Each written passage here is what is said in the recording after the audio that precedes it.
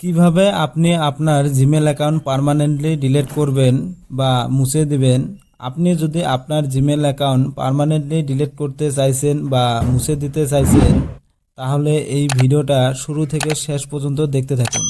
কেননা আজকে আমি এই ভিডিওতে স্টেপ বাই স্টেপ দেখানো হয়েছে জিমেল অ্যাকাউন্ট পার্মানেন্টলি কিভাবে ডিলিট করবেন বা মুছিয়ে দিবেন। জিমেল অ্যাকাউন্ট পার্মানেন্টলি ডিলিট করার জন্য আপনাকে সবার প্রথমে জিমেল অ্যাপ্লিকেশনটি ওপেন করে নিতে হবে। জিমেল অ্যাপ্লিকেশনটি ওপেন হয়ে যাওয়ার পর উপরে বাঁ দিকে এই থ্রি লাইনে ক্লিক করে দিবেন। থ্রি লাইনে ক্লিক করার পর আপনার সামনে এরকম একটা ইন্টারফেস চলে আসবে। নিচে সবার নিচে এখানে এই সেটিং অপশনটিতে ক্লিক করে দিবেন। সেটিং অপশনটিতে ক্লিক করে দেওয়ার পর এরকম আপনার সামনে ইন্টারফেস চলে আসবে।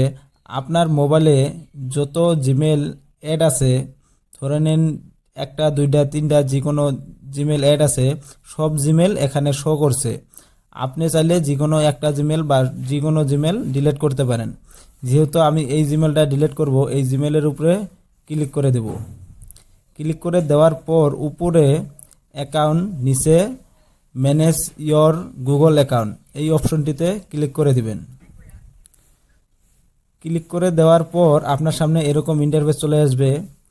এখানে দেখুন personal info, security and sign in, Google password, সবার নিচে এখানে ডাটা অ্যান্ড প্রাইভেসি এই অপশনটিতে আপনাকে ক্লিক করে দিতে হবে। ডাটা অ্যান্ড প্রাইভেসি ক্লিক করে দেওয়ার পর এরকম ইন্টারফেস চলে আসবে। সোজা স্ক্রল ডাউন করে তলে চলে আসবেন।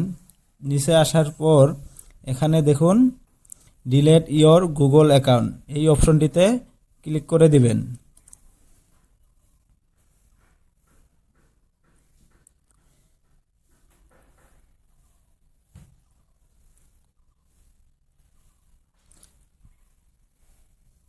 এখানে ক্লিক করে দেওয়ার পর আপনার সামনে স্ক্রিন লক চাইছে। যেহেতু স্ক্রিন লক চাইছে, আমি ফিঙ্গার দিয়ে স্ক্রিন লক আনলক করে দিচ্ছি। আপনারাও ফিঙ্গার দিয়ে বা স্ক্রিন লক আনলক করে দিতে পারেন। আনলক করার পর এরকম ইন্টারফেস চলে আসে, delete your Google account, download your data.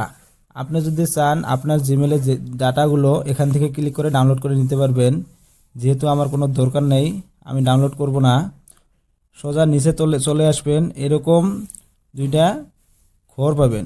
এই ঘর দুইটাতে টিক মার্ক দিতে হবে। দেওয়ার পর নিচে সাইডে দেখুন ডিলিট এই অপশনটিতে ক্লিক করে দিবেন। ক্লিক করার পর আপনার সামনে এরকম ইন্টারফেস